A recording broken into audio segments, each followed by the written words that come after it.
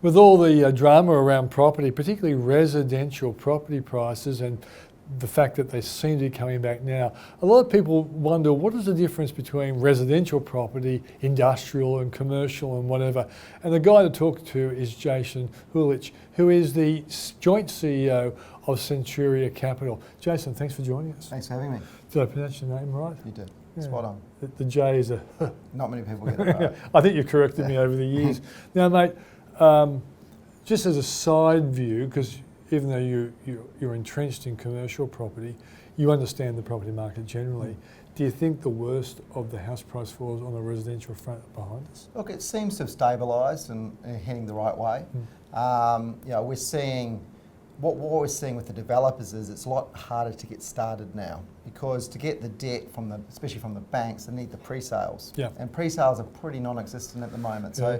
all the buying's happening for the completed stock. So you're not getting this oversupply of apartments coming into the market. You're getting the projects that have now been completed that were started some time ago. Yeah. But to get new projects off the ground is quite difficult. Yeah. So you're seeing the banks wanting pre-sales, which aren't there. So some of the developers are going to the non-bank lenders, and that's the only way they can get property projects off the ground. And a lot of people, even like me, are saying to people, be very careful about putting 10% down and hoping that the developer produces the right product. Right. Now, I think for probably 5 or 6 years, a lot of people didn't care about that, but with the problems with some structural issues and the cladding problem, I think a lot of people have reservations about... Look, I think people are scared because of all the negative press on a number of those projects that have been in the news.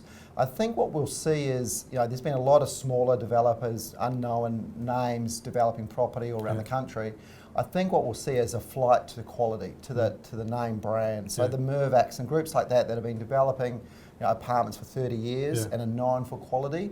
I think you'll see a lot of the buyers gravitating towards those groups, and they'll be the ones that are getting the pre-sales, where some of the smaller developers that don't have a track record or name, I think will struggle to get those pre-sales. And I guess if you haven't got the pre-sales, all the potential buyers then clamour for the ones that actually are completed. Correct. And are being auctioned off. Yeah, that's right. And so I think what we'll see because of this is limited supply into the market, or a lot, definitely reduced supply from what we've seen the last few years, which should help those prices and stabilise the market. Has Centuria ever been tempted to get into residential? Look, we have done, we did a project in Mossman a few years ago, and this was a project where it was an office building on Military Road. We'd owned it in a fund for 10 years. We got a rezoning through. Really good area, obviously Mossman. We went back to investors and we said, look, we'll have it revalued as a now that's got approval. You can either stay in or take your profit. About half the investors took their profit and moved on. We put some balance sheet investment into it, and the other investors stayed in for 2 years while we developed out 65 townhouses and apartments in Mossman. It was a great time in the market a few years ago, so they all got pre-sold. All the investors saw good uplifts from when they bought to when it settled. So the project went very well. The only other residential we do is social and affordable housing. So we've got 4 projects at the moment, about 200 dwellings, and that's just really delivery. So we're developing the project. We have an outside builder that we look after, and then we've got an end takeout. So other than that, we don't do a lot of residential development. Is residential more risky than the stuff that you're famous for, commercial? It is. If you look at our commercial investments, we're buying existing buildings, they've been built, they've got warranties on them, they're tenanted, and we've just got income coming off there, which we flows through to our investors. So you don't have any really market risk or building risk or things like that, because you've got these cash flows already coming off the property. So residential development, you can get larger returns from it, but it's definitely up the risk scale. Okay. Now, probably the most famous project you guys did, which helped me understand what you do, was that property over at Everleigh, where I think you had 2 tenants. One was Channel 7 and the other was a government department. And so it seemed to me, I understood what you were doing. Why don't you explain how your business model actually operates and use that as an example? Sure. So what we're most famous for is probably our single asset unlisted fund. So we go buy one office building, investors come and invest with us, they get a monthly return from the rental payments, and we try and reposition the building or add value by getting the rents up. So when it's sold in 5 years' time, the investors have got their distributions and they get some capital gain as well. So that particular building, so that was a brand new building, big long leases to Channel 7 and a couple of government departments. Big floor plates, 3,000 metre plus floor plates, so some of the largest in the city. The reason we like this is it was one stop out from Central Station in Everleigh. So it was known as Redfern back then. A lot of the institutions wouldn't invest in that area at that stage. They thought there was too much risk. What we liked about it is you had this great building, you had this park, the Australian Technology Park, that hadn't really fired. The government had built some buildings for their own departments. This was the only privately developed building in the park. But what we saw were the rents in that building were lower than we were getting in Parramatta and Chatswood, right? So this was one stop out from Central, 30 minutes out. So what we thought was at some stage that whole area in that park's got to re-rate and the rents have got to go up, and they could go up quite significantly. What happened with that building, we bought two halves, two separate funds for about 100 million each half, so about 200 million in total for that whole building. Whole building, big building. We got in there, set it on the second half, and pretty quickly thereafter, the state government, which owned the park, put it on the market for sale. And what happened? It happened a lot quicker than we expected. So we had all these groups looking at the park, trying to buy it. Because a lot of land, close to the city, very hard to get these sorts of development sites coming onto the market. In the end, it was really well bid, onshore and offshore parties. We were the only private owner in the park. So anyone that wanted to redevelop the park sort of had to talk to us because they need easements and rights and things to develop. And there were two big development sites within the park that were just car parks at this stage. In the end, we joined up with Mirvac. And we were the winning tenderers for that piece of land, and Mirvac came in with CBA in their back pocket as a pre-commitment tenant for offices for 90,000 square metres of office, which is about 10,000 people, huge amount of office. And we took out 3 more buildings in the park. So we by that stage we'd owned Channel 7 building, 3 other buildings in the park. Mirvac came in, they're building the 2 campuses for CBA and redoing the surrounds and adding a lot of retail amenity as well. Plus there's been talk of upgrading Redfern train station, which adjoins the park and so forth.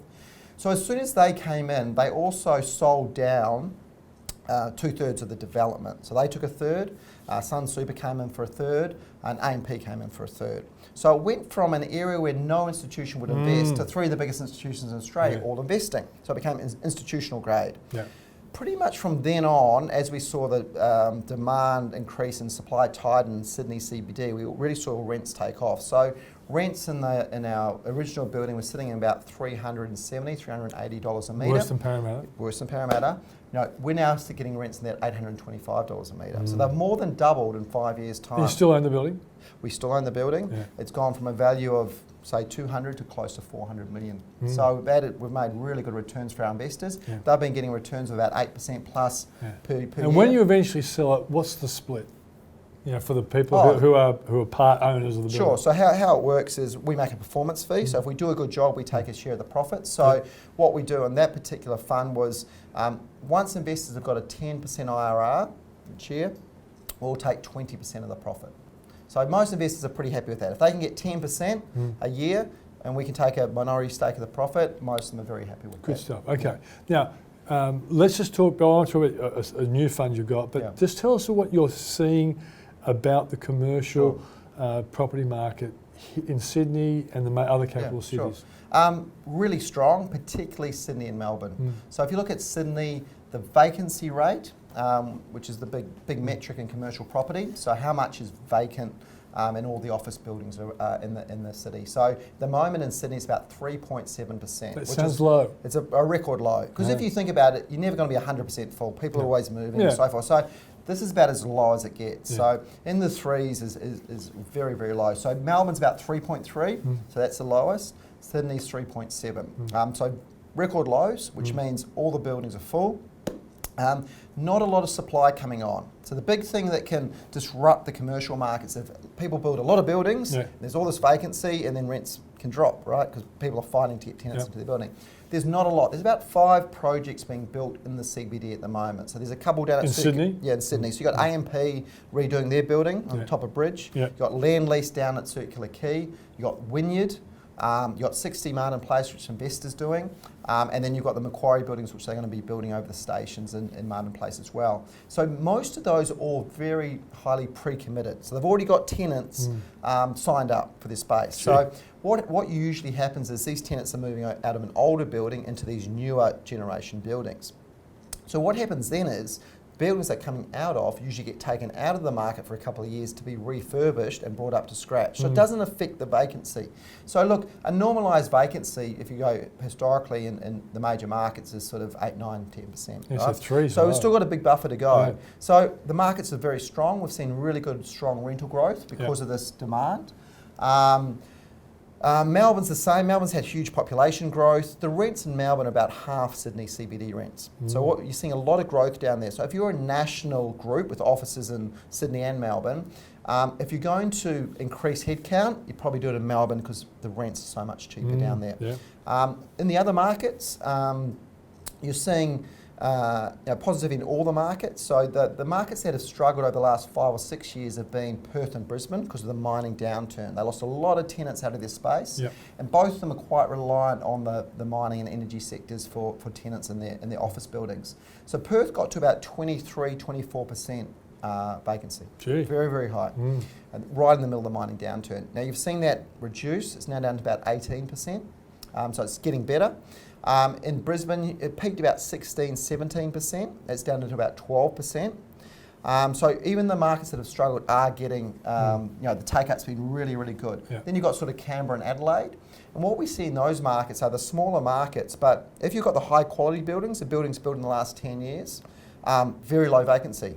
If you've got the older buildings, high vacancy. So blended, they're sitting around that 13-15%. But if you look at the really good buildings, they're probably sitting at 3 or 4%. Yeah. So you want to be in that good stock in those markets. Okay. Now, when we talk about the Centuria Diversified Property Fund, right? I'm glad I got that right. It seemed to me that you'd gone away from your well-known model. Yeah. Find a great building, like you bought what you told me was the best building in Adelaide, and you bought a very good building in Geelong. Right. Correct. The fact you've gone for this diversified, is it because you're finding it hard to buy a good building at a good price that you can actually, because even the building we're in today, you bought at a low price, you improved the quality of it and you sold it at a good profit.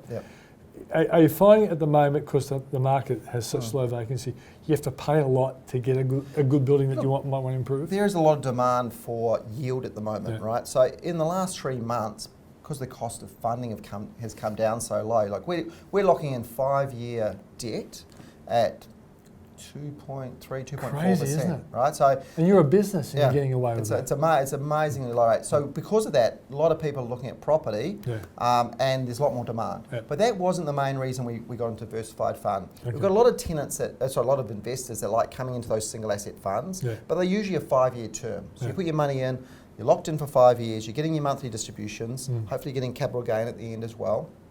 And that's one sort of investment. We had these other investors that didn't really want to tie their money up for 5 years. They like property, they wanted to invest in property. They probably didn't want to go to the share market with the volatility, but they didn't want to be locked in for 5 years. So what we did is we designed a product that invested in commercial property. So diversified funds got exposure to 15 different commercial office buildings. And it seemed to be often in the health space, is that right? Oh, we've got a separate healthcare fund as well. Okay, that's one thing. So this one, 15 office assets around the country. Okay. There's a daily unit price, so it's always open. People can come in every day. The other one's shut and open and close very quickly because the demand takes it up.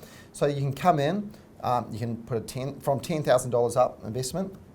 You're getting a monthly distribution. So at the moment it's about 5.5%.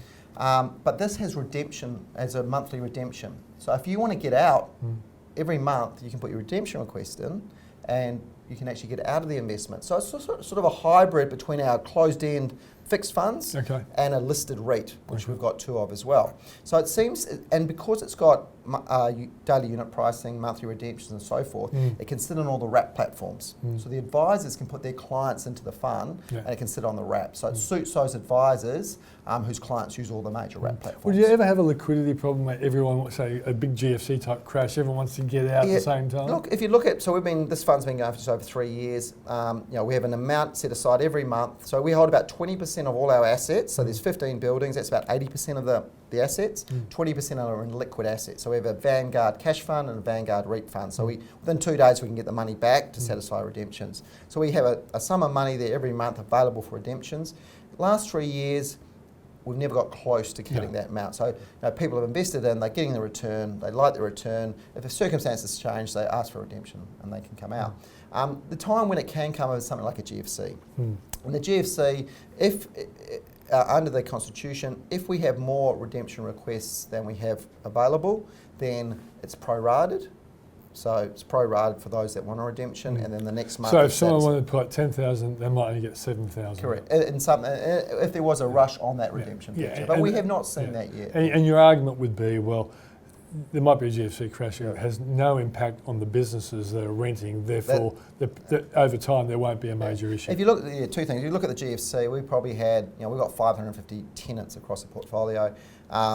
We probably had 5 companies go into default in that GFC period, which is not a lot across the board. And also, if you look at the GFC, if you'd held those assets through the GFC and kept going, yes, you would have done very well. So it's just the problem is people that want to get out when the GFC hits, it's actually the wrong time to get out. And these sorts of assets have that kind of temporary problem. That's right. Okay, before we finish up, talk to us about the other fund. I was interested because you had lots of smaller medical, even pharmacies as well? Yeah, so we recently bought a share in a group called Huljich, and Huljchich's been around 40 years. What they specialise in is unlisted funds, but it's all healthcare property. And they were one of the first to get into this sort of area. In America, the second largest listed REIT sector is healthcare. In Australia, it's nearly non-existent. It's very fragmented, a lot of private owners, a lot of operators own their assets on balance sheet. So these guys went and saw an opportunity. They forged relationships with the operators, so the hospital operators, the GPs, the specialists, and so forth, and they started buying healthcare assets. So they've got 45 healthcare assets around Australia, from medical centres to private hospitals. And they have different funds that have these assets in them. They do have a diversified fund that's got a number, 15 different healthcare properties in it, very similar to our diversified commercial fund, where you're getting your distribution, they're trying to add value as well. Obviously, very good demographics around healthcare, ageing population. It's about 10% of GDP is spent on healthcare. It's huge, right? So we think this will be a big growing part of the business, and we'll have other products for our investors that centre around the healthcare angle. But does it operate like your usual one? You put X amount of dollars in, you get a monthly distribution, and over some period of time you say, right, we're going to sell out now? Yeah, exactly. So they do have some single asset funds, and they've also got some larger diversified funds like our one as well. So they've got both products as well, but it's just all healthcare assets. Okay. Well, Jason, thanks for joining us. Thank you. That's Jason Huljich, who's from Centuria, where he's the joint CEO.